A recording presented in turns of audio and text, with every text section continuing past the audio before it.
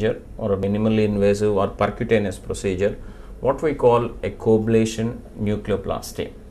So this is a percutaneous procedure, and in this procedure what we do is we pass a needle into the affected disc, just a needle into the affected disc under image intensifier guidance, and through this needle what we do is we pass radio frequency waves into the disc, and these radio frequency waves, they are going to destroy the affected nucleus. This is a percutaneous procedure. So these are the four most common procedures we perform for degenerative disc disease. First one is fusion, second one is total disc replacement, third one is dynamic stabilization, and fourth one is minimally invasive procedures like coblation nucleoplasty. Non-steroidal anti-inflammatory drugs are prescribed by doctors to treat mild to moderate pain of this condition.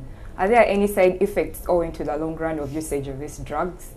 So non-steroidal anti-inflammatory drugs, what we call NSAIDs, so they are prescribed to treat the pain, mostly used drugs, but so all these drugs are associated, are fraught with some adverse reactions.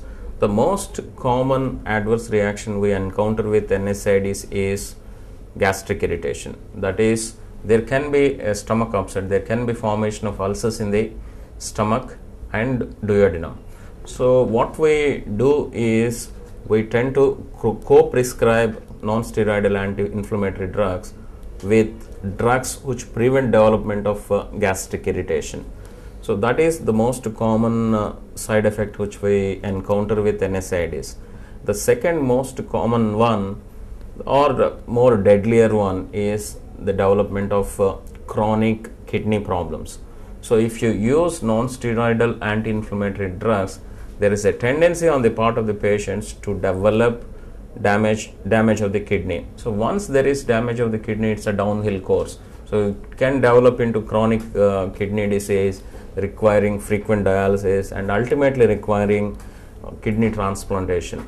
So that is the reason I advocate, we always tell the patients to use the medicines for only prescribed period of time. That's it.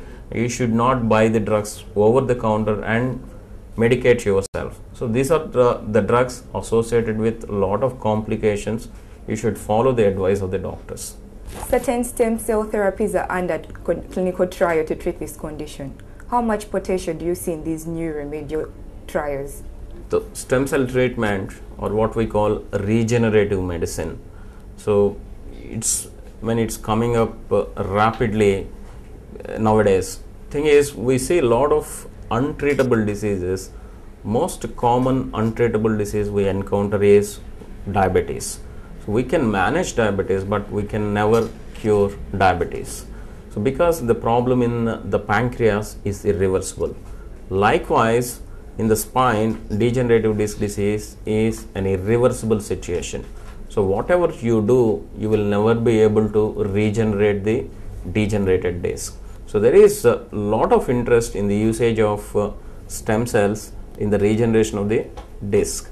So currently there are a lot of various projects in different parts of the world, especially using stem cells in animals. So far this usage of stem cells for the regeneration of the disc hasn't come to the human trials.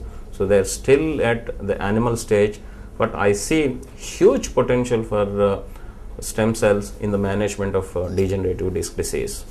What is the role of regular physical exercise and healthy living lifestyles in preventing degeneration disc disease? So how do you prevent degenerative disc disease? So before going on to the preventive aspects of degenerative disc disease, we should know what causes degenerative disc disease. So we mentioned about smoking being one of the causes of degenerative disc disease.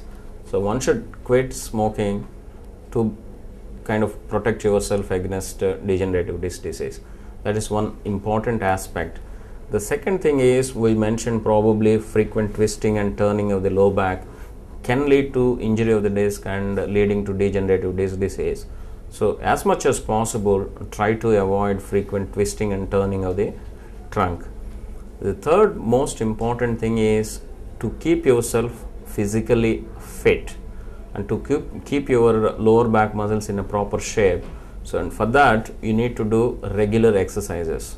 So people ask me, what is the exercise you prescribe for preventing degenerative disc disease? The most common one anyone can do is simple walking.